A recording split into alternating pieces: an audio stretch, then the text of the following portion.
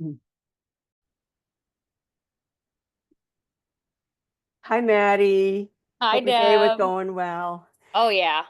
We talked about this last week, and I think it's a lot of good stuff that I want to share with the people that are part of the Ohio Family Network and providers and families. And I just thought it'd be a great time for you to share your experience.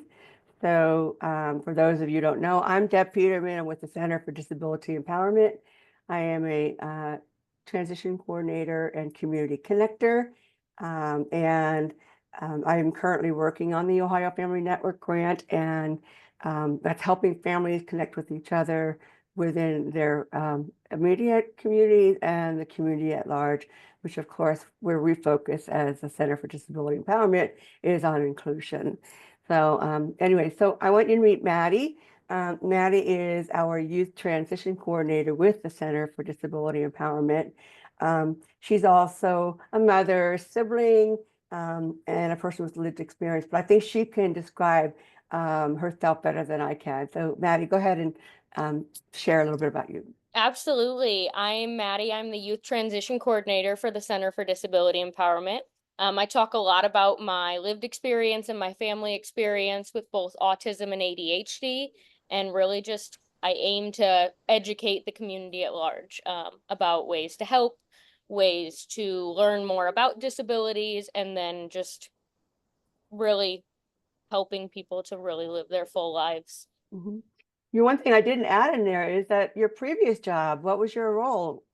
Oh, yes. I spent the last 2.5 years as an intervention specialist at a couple of schools here in Columbus. So I have been working in special education in several capacities since I was 16. Mhm. But primarily I did high school intervention.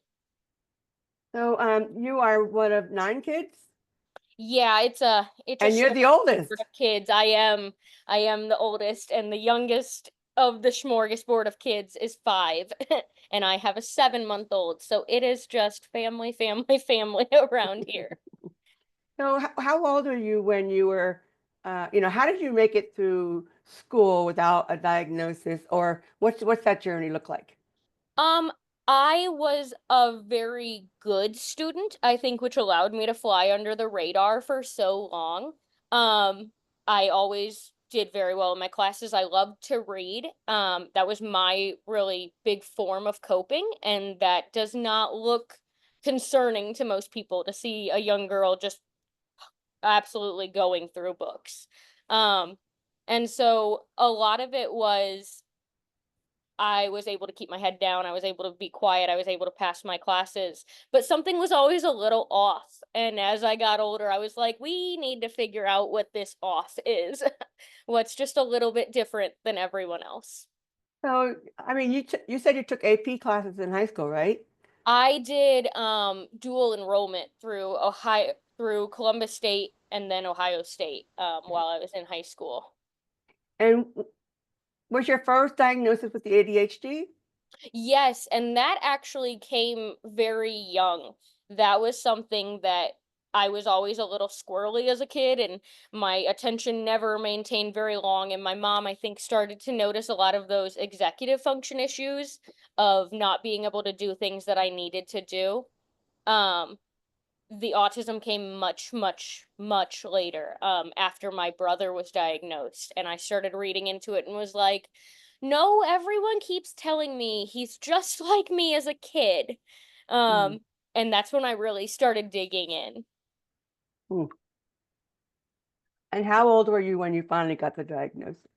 I was in my sophomore year of college, which would have been about 19. So, was it like an aha moment, or did it feel good to finally have something that describes it? Or It was a really good feeling to have a word to put to it because I think for so many, especially when kids are young and you're looking at autism, you're looking at communication differences, you're looking at developmental differences. But as you get older, a lot of times it manifests into it's hard to have relationships in general. And could never really wrap my head around why I couldn't, keep a solid group of friends for a really long time or why relationships were very contentious. And a lot of that came back to those communication issues. But it was absolutely an aha moment. It was like a frosted window in the winter had opened up and I could actually see what was happening outside. Mm, what a great description. It really is a I great thought long and hard description. about it. Um, you know, the only thing that's good about labels is that they do connect us with each other, but that's about Yeah. it.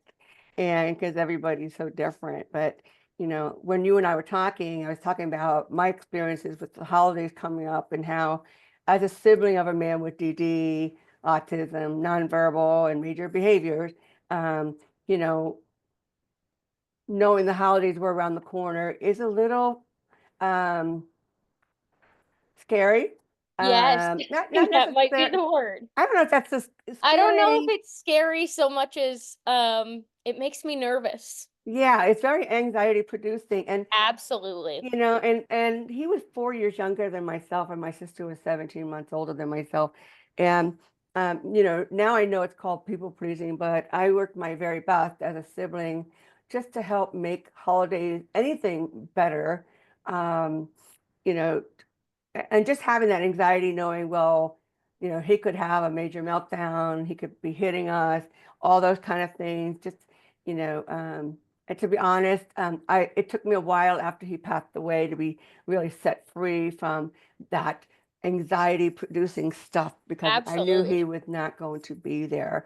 Um, but, you and I laugh, but we do a lot of coping things. And my brother, he was a coffee stealer, soda stealer, and he loved liquid Absolutely. soap, right? And so, whenever he came to our house, I had to put all the soda, coffee, even if it was instant, and the liquid Absolutely. soap in the trunk of my car. And no Oh one my, would know what we go through to fit in or to have peace at all costs, right? right. And what's really interesting is my niece has two children on the spectrum now. And I posed the question to her, do you have any tips? And she gave me a genius one. And I thought, why didn't I think of that? So, you know, Rodney, we had to put the liquid soap in the trunk of my car. And she wrote down to have a bar of soap instead. That's smart. That's incredibly I'm like, smart. why did I not think about that? But I think that's what this is all about, is to kind of help people Absolutely. think and not have that same anxiety that we've had growing up. Again, we know people are different, but so I'm going to go ahead. Let's just talk about Thanksgiving. We are going to be doing the December every day from the 16th to the 20th at 10 a.m. And we're going to be offering ideas of what about food? What about traveling? What about behaviors? How do we help people to know Absolutely. and love our loved ones? So anyway, how can I prepare my child for the upcoming holidays such as Thanksgiving?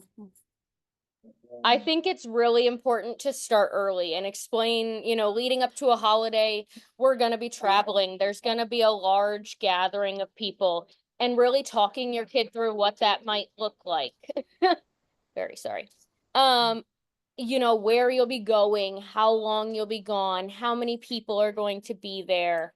And then really giving simple, concrete terms to those routines that you're going to be going through. It can be really important to handle changes in routine that's going to throw somebody off. New people, new activities, new things that they're going to try, and really just breaking it down and explaining it for people. One thing that you had said in our conversation is that you have the anxiety of who's going to be there, and then relatives you haven't seen forever, and they're coming up to you and wanting to hug you, and you want to explain that kind of experience. Absolutely. Yeah. I think, especially for me, most of my siblings are neurodivergent in some way. And so it's a lot of picking and choosing what's works for each kid. I was never a child that liked to be touched. I didn't like to be hugged. I didn't like people being in my personal space. I think my mom was very clear on that as a child, would tell people we're not gonna hug Maddie as soon as we see her because she might freak out a little. But a really fun alternative was, they still wanted to greet me, they still wanted to get to know me. So she was like, give her a high five, give her a fist bump, something to replace that, but still give that interaction for the family. Um, and so I can't imagine having all your kids at one house celebrating Thanksgiving at the various ages that they are. I imagine it was never calm and peaceful, Calm you is know. not a word in my family's house for sure. Calm is not. The chaos is beautiful after the fact. After you escape Yeah. it, you look back at it. In the moment, very chaotic, very hard. Hmm. I know we're going to be talking about food later, but um, so did you always go to like grandma's house for Thanksgiving We or? did. We always went to my grandma's house and it was huge amounts of family. Hmm. And I guess it helped probably that you knew the environment you were going into. It did help a little. I think it's different if you're doing things at your house versus if you're traveling to family that you know very well. Hmm. Um, yeah, I mean, my mom would host Thanksgiving. We had a really very small family, so it was just actually my grandmother and my family. But just she would have everything look so nice and makeup on and all that kind of stuff looked great. No one knew of the blood sweating efforts she made to clean the house, keep Rodney from destroying everything, keep him from getting into the food and in the soda.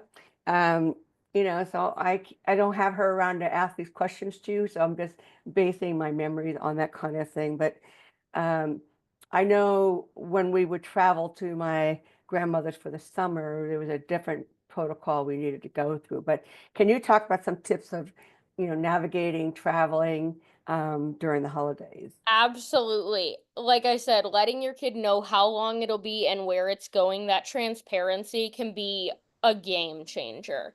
Um, Making that car ride as easy as possible is really important as well. Um, my mom talked a lot about the three of us that she traveled with most frequently, had very different needs. I always had to have a book, so that I could read. My sister needed someone to talk to, so while I was in the book, she would talk to my mom. And my brother had a lot of sensory issues growing up. So often she would keep him down to his diaper in the car seat on the way there and just dress him when we got there because it was so much easier. Um, and we also couldn't listen to music in the car because it would make him scream. But also traveling during off-peak times, traveling early, things like that can really alleviate some of that stress. Kids can really pick up on that. So if you're stuck in traffic the day before Thanksgiving or the day of Thanksgiving, that can be really stressful, for the entire family, I think. Planning for breaks so that they can get out of the car and stretch if it's a really long car ride, and then those familiar items like books, like toys, the sensory items that help them, Mhm. packing them and just making the car ride or the plane ride or however you're traveling really comfortable for them. So it's almost like you have to prepare a time schedule for the mom or dad, a time schedule which allows time to stop, time for those moments when, Absolutely. so I don't think people have any idea. I mean, I think it's hard enough, which is hard enough with my two daughters, but one I think is on the spectrum and she liked the busyness, she liked stuff all over, and my other one was kind of very calm. And so we never traveled with 9 kids. So I don't know what that would be like. Your mother must be a saint. It requires so much unseen planning, which I know we'll talk about a little bit. Yes. All right. So, what can you do to prepare a host ahead of time? As a parent, what would be something? I think having, again, that transparent conversation with who's ever hosting Thanksgiving that year, can just change things. The two most important questions that I've run into is, can I bring safe foods for my child to eat because they might not like Thanksgiving food? And is there a safe place to allow my child to re-regulate, to calm down if things get overwhelming, with large families in the house, with everybody moving in that like really vivid chaos. Um, Having that space can be so important. But really just talking through, and if you're going to family, oftentimes you've had that conversation before. It's more of a refresher than anything. But, letting them know things that might trigger a meltdown, things that might cause your child more undue stress. That can really be tailored as they come up to your child. You're muted, Deb. I think, as whatever parent it is, um, gosh, I forgot what I was going to say. Um, when let's say you were having a rough time, what can you tell the host in the beginning? Is like how I'm going to handle this. I'm the mother, parent. I'm going to handle this. You just carry on with the rest. I mean, what? Yes. That's the setting of boundaries is the hardest part of the planning, but also the most important part of the planning, I think, especially when you're dealing with a child who might have special needs, who might have extra things to help them be comfortable. Um, it can be simple, but it needs to be very firm.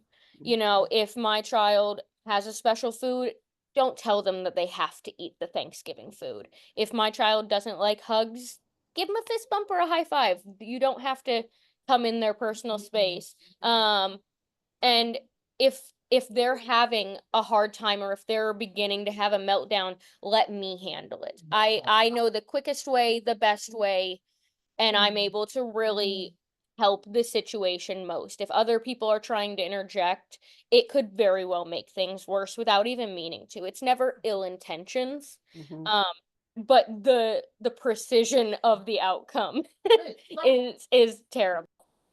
Yeah, I mean, I remember my brother just all of a sudden going ballistic, and I think people who don't see it every day are in shock, and so maybe to tell the host, listen, if this happens, just kind of clear everybody out of the room, or having that calming room, like the coat room we talked about, where all the coats go. That's a great place to lower the sensory, all this stuff coming in and allowing a person to like Yes. dial it down. Yeah, I Um, think I think spaces like that are so important. It could be an empty bedroom, it could be the back porch, the front porch, just that safe space is so important, especially, I mean, even people who are neurotypical in any way, holidays can be very overwhelming. It's not uncommon to watch someone step out for a few minutes. yep. I totally agree. Okay, so let's talk about during. Oh, one more thing about the food. Maybe we're going to be talking about this later, but I had a mom tell me that her son won't eat any of the Thanksgiving stuff. So, um, you know, can I bring a frozen pizza? Now, I should probably gonna have to fight for space in the oven, but or buy one the day before, just heat it up. But just to be okay with that, you know, It's a you know, really it, big piece. The grace that we get around Thanksgiving and around Christmas and around holidays is really important because like I said, it can be stressful for the child, it's stressful for the parent, it can be stressful for the host. Just giving everyone grace and understanding that, you know, our lives look very different, our routines look very different, and I mean, obviously acknowledging the grace is fabulous. But just giving that is so important. okay. So let's talk about during. All right, how can we navigate setting boundaries with Thanksgiving with so many people? You might have touched on some of these things, but let's go Touched ahead a and. little bit on it. Yeah, again, setting those boundaries, being very clear and maintaining proximity to your child is probably the easiest way to keep firm on those boundaries. You know, my mom talked very heavily when me and her discussed it about how we never went too far from her. So that if we said no to something, she could respond immediately. And that can be a big piece of it. Excuse me a second. I understand Mm, completely. We're coming having a up on the cold, season. right? Oh my We're gosh. coming up on it. I'll do anything not to host Thanksgiving dinner. I understand. Um, so, what if a family has holiday traditions? Traditions are huge around the holidays for so many families, and it can be overwhelming for everyone, but especially for your child. So, looking at ways that you can include them at their level. If your family takes super fancy pictures, it's okay if your kid's in pajamas or jeans or something comfortable to allow them to, really feel like themselves. If you're doing cookie decorating, my brother was never a decorator. He would just taste the frosting. And that was all he knew how to do.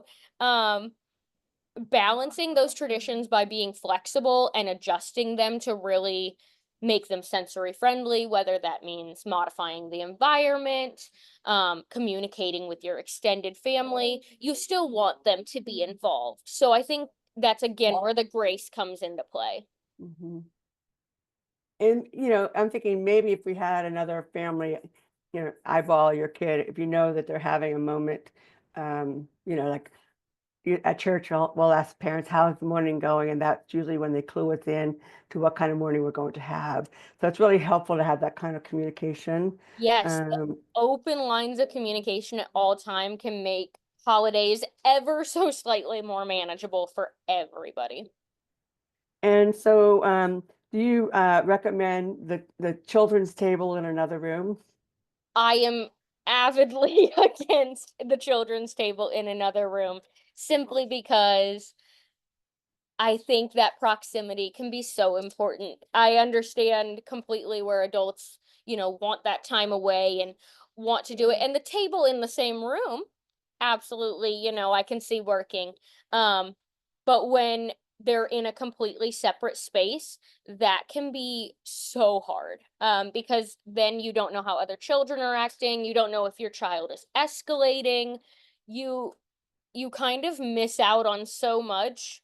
And I think as a parent, you really start to get to know the signs for your kid. Mhm. It can be very subtle, but you spending so much time with them, you can really start to see things before they get out of hand. And if they're in a totally separate room, your first sign that there's a meltdown is the meltdown. It sure is when it's almost too late. Yes. Um, so, my child is getting overwhelmed. What could I do? You you know your kid best. And I Mhm. tell parents this over and over, and I repeat this to myself avidly with my 7-month-old. I know my kid best. So listen to what they're saying, verbally or non-verbally, reading their body language, or them even saying, I need to get away from all this noise. That's a great reason to ask ahead of time for that space to re-regulate. Because your kid might just need a couple minutes alone. If they Mhm. need your help, follow that normal routine that you're used to going at home. Maybe taking deep breaths, maybe fidgeting with different toys, exercising, reading. If they are able to manage it, I've known older children and teenagers especially are able to just step out, allow them to do that. Give them the space to do that and don't draw attention to it. I think that can be really hard. But also taking the steps to reduce that happening, letting them wearing noise canceling headphones, having smaller holidays, which is not always possible, but I've known several families that holidays are just too overwhelming and they do it at home now and they do a much smaller amount of people and make the spread what their kid likes to eat. Um, but just keeping the routine as consistent as possible to and allowing for those breaks in the routine, not we're gonna eat, we're gonna do this and this and this and this, but giving room to breathe um can be helpful. So maybe like a social story, going to Absolutely. grandma's, we're going to do Yes. this. But Role playing what ahead if of you don't time, go all of according to that. the schedule? And the schedules are probably my kryptonite because one side of me loves schedules and the other side of me is very impulsive and wants to try new things. Um, and I think ahead of time, that conversation that you're having with your kid, things might be a little different. things might be kind of strange, and role playing some of those things that might happen, but also talking about 1 or 2 ways that they can handle it if something doesn't go according to plan.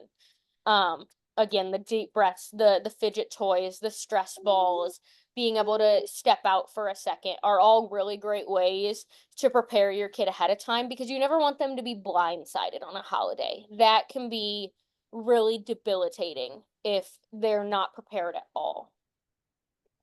I think about my mom was running the whole show, how stressful that probably was for her, um, when she knew Rodney was kind of revving up for some kind of meltdown. And um, I think they had a tag team. I'm not sure. Maybe my mom said, "Can you take Rodney to another room?" And but we didn't have the knowledge years ago that's out there now on fidgets and calming and taking deep breaths. We're always reacting to Yeah, remove him from the situation totally. exactly. So I think parents need to have grace, knowing that we're all figuring this out together, and Yes. um, you know, Like I it said, would be that kind of grace it is would be huge. kind of nice if you had another family member that who knew your son or your brother to kind of come alongside and Yes. help in that. So I don't know if that's our family was so small. It's usually my sister and I, and um, when we're 12 and Yeah. 10, trying to manage a busy 4-year-old, we didn't have all the answers either. So Right. okay, so we're getting through, the whole food thing and, being okay with, bringing your own food. It's familiarity that causes the Yes. peace. And so how do you handle after Thanksgiving, like the day or two after Thanksgiving? The come down from a big holiday is so hard. Again, for everyone. Everyone is very tired the day after a holiday. You want to kind of decompress. That can look different for every family member, for every family. Um, I would drown myself in books. I could clear half a series in a day the day after Thanksgiving. My brother could ride his bike outside for hours. Setting aside the day after the holiday for absolutely nothing, huge, huge game changer, I think. Especially my family, we had to adapt. My family was the type to immediately put up a Christmas tree, start hanging Christmas lights, um, and just really jump into the next holiday. Christmas time is huge for my family. But giving that time to relax, to handle, to debrief, to talk about things that happened with I often talk things through with my husband, but I mean talking them through with your kids as well. This is what happened. I know that was frustrating. What are some of the things we can do to help you in the future? Um, and just allowing that breathing time. Mhm. After a holiday and your nerves are through the roof and you're constantly stressed and your patience runs thin and so much is happening, that Friday should be a lazy day. Yeah, Sometimes that Saturday should be a lazy day too. Leave the Christmas planning to Sunday. yeah. You know, a lot of people with children with disabilities, we count on a schedule. Right. That's what we intend to do, but we need to pick our fights. And so I think it's really a good idea to back off with the Christmas stuff right away and Absolutely. getting the Just I mean, stick it's to stressful routine. for me to even think about it right now. So I I can't can't handle imagine. it yet. We gotta Yeah, handle Thanksgiving first. yeah. Yes, Um, your routine can almost mm, glue it all back together a little bit. If things go back to normal, your child might have a much easier time adapting to that stressful situation. yeah. Okay.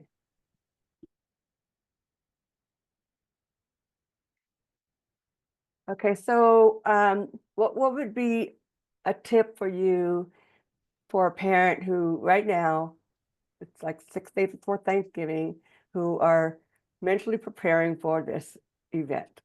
Um, now that you're married and you have a baby son, you know, your perspective is different as It well, is you very. know, than being a kid and going through it. But um, what would you be your Just suggestions? stressful. And like I've said so many times already, it's not just stressful for the child, it's stressful for the parent as well. And I know it's so hard when you're a parent, but really prioritizing that self-care and asking for help when you need it. Set realistic expectations. That first, holiday or two is going to be hard, but really giving yourself the grace to try different things, to build in those moments of rest and relaxation, to reach out to your support networks, Mhm. acknowledging that it's not going to be perfect. It's not going to be the best holiday that you've ever had every single time. Things are going to have problems, things are going to have hiccups. Giving yourself that grace too. You mean we're not going to have those movies that everything goes well and everybody's happy at the end? Um, so, you know, we talked about families going to another location. You know, I think the hard thing was for us is that breaking that typical traditional stuff that we used to do because it just didn't work for us as a family. And you know, hoping that your family of birth origin would be willing to be flexible and you know maybe one year you just can't make it, can they you know bring dinner over to their house or I mean any thoughts on that? Yeah, I think your support network is so important. And checking in with your family before and after a big holiday is so important. Holding firm to your boundaries. But again, that asking for help can be so important, especially after, you just had a whirlwind of a day. You've taken the next day to try to get things back together, and maybe you are tired. Maybe you really are a little bit tapped out from everything that happened. That's why we build villages. That's why we really look for our community, whether that's, birth given or otherwise, to fall back on. Don't feel like you need to apologize for needing that space, for needing that help. I think so many of us feel guilty if we need help with our child, or if we are stressed out, or if we ask for a little bit of extra help. It feels wrong in a sense. And the only way that you can adequately take care of your child is if you're adequately taking care of yourself as well. So it's it's crazy important to have that ability to ask for help, that support system, no matter how small. Maybe it's one other person that you can count on that can make a difference. Well, you know, I know like in marriage that the time after a fight is not the time to let's get down and talk about this. Nope. It's probably pick a quieter time, probably even months Yes. ahead. If you know your Yes. kid's having, you know, a hard time, why not maybe have that conversation with the host and just you know being honest and not critical, but to say, I don't know if we're going to be able to do that this year. Um, Absolutely. you know, to And be okay with that. You know, you got people who have no life that they want tradition no matter what. It kills absolutely. everybody. But I you think know, I've no I don't I mean, we always went the same place for Thanksgiving, so it was never an issue that I ran into. Um, but I know it's given a lot of parents that I've talked to peace to try a trial run beforehand. Just making the drive, going to the place, making your child familiar with those surroundings. Um, and understanding if it's not going to work. And that can be so hard, mhm, especially with big families, families that are big on tradition, families that, these are the big parts of the year. Um, but again, taking care of yourself and your child can look very different for every family, and mhm, we don't have to feel guilty about that. We can mhm. try our best and it's okay. Yep. And if at first you don't succeed, try again. Try again. Well, Maddie, I appreciate you talking about this, you know, because it is personal. You understand that not only as a person with lived experience, but family experience. And I don't know, I think it's kind of healing to talk with other families on similar Yes. journeys, because then you don't feel,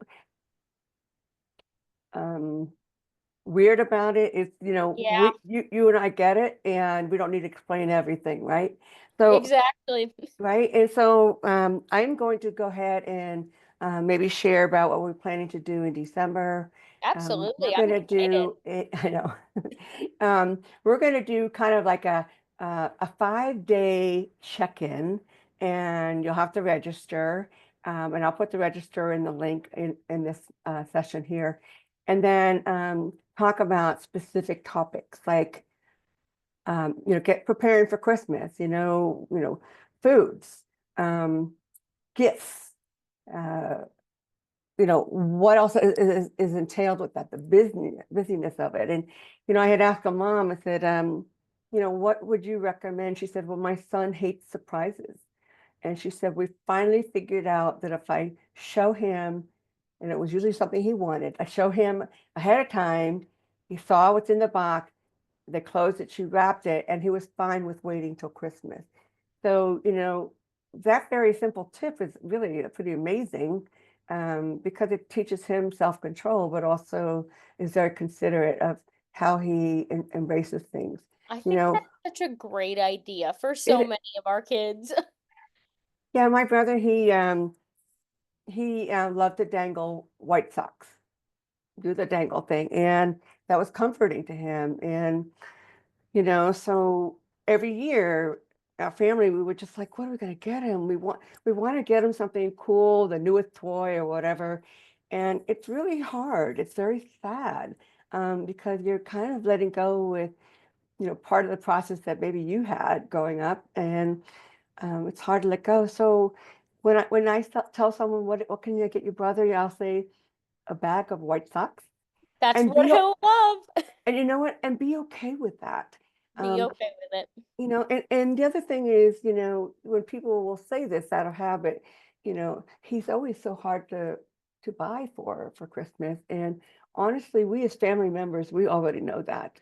And we know it's a very hard journey to embrace being okay with simplicity or non-traditional kind of things. So and that whole pizza thing, that was like, the pizza, for turkey, in the liquid soap to a bar soap. So we're going to kind of talk about, we hope that people will come on and share the tips they've learned that help them so that we can help, another person on a very similar journey. Absolutely. We can just So learn from each other. That's all we can do. yeah. So, Maddie, thanks for taking the time to share this. Of And, course. one thing I think maybe you should share is like, what do you do as a youth transition coordinator? Absolutely. I run our Empower Youth group, where we meet once a month. We learn independent living skills. We learn different ways to empower our youth in different ways. That can look like ways to speak up for themselves, way to ask for accommodations, um, maybe just ways to hold themselves up and really give that confidence back. And I also work one-on-one with our students on specialized goals, whether that be applying for apartments, applying for college, speaking up more, ways to deal with anxiety, and just really giving autonomy back to our youth. So who did you have visit at the last meeting? I had Dick Brulette. He is one of the administrators for the Action Club here in Ohio, and he came and presented to our group about Key Club, about Action Club, about the Kiwanis, and talked a lot about community service, about volunteering, and I mean, the kids loved it. We talked about how you can put those skills on a resume. Those can absolutely be used as job opportunities. Um, and also how that once again can build that confidence in our kids. I can do these things, which means I can do all kinds of things, which turns into I can do just about anything. Mhm. I think, I was raised by a mother who had us volunteering for everything. And I'm sure as I got older, I'd be like, but you know what? I'm so grateful for those opportunities because it taught me how to work as a team. I learned skills, just socialization skills. So I'm very grateful, even the fun people that I met along the journey. But We so were I'm gonna, also a heavy volunteering family. I will always be grateful for that. yeah. And the world doesn't really promote that, the power of volunteering. But for our folks who need more time learning those kind of skills, it's really a perfect opportunity It to, is low to, stakes, and I think there's grace built into it. We're just trying to help the community, to help people at large. And I think it gives a safety net of sorts to our kids who are learning to be able to make mistakes, to be able to ask questions and be able to learn without the fear of being reprimanded at work or, Mhm. having consequences for that. I think it really provides a safe environment for our kids to grow and to learn and to become more confident. So with the empowered youth, you serving students in transition, so ages 14 through 24, right? Yes. And so we know that some kids don't transition out of high school at grade 12. They'll stay on for maybe 2 more years. So I look at, I know that Dick Brulot with the Action Club was saying that they are considering creating a key club that's for in high school that will provide volunteer opportunities. Um, so basically bring it down to a younger group and something that they can transition once they leave high school. They can stay in the group. There's no transition there. Absolutely. So we know the power of transition, right? Oh, But we do. Okay, so I'm just going to remind everyone, I did not give you the name of the December. It's December, what did I say, the 20th? Sorry, I don't think I've written this down. From that's November 16th through the 20th. So December 16th through the 20th. I think I'm going to post it at 10 o'clock in the morning. I will put the link in the commentary of this event, and it's called O for Survival Sake. I love it. I know. I think it's gonna be awesome. Well, thanks, Maddie. I appreciate it, and thank you, anyone who's listened to this to the end. We hope you'll join us for the O for Survival Sake in Thank you December. so much. All right, take care. Bye.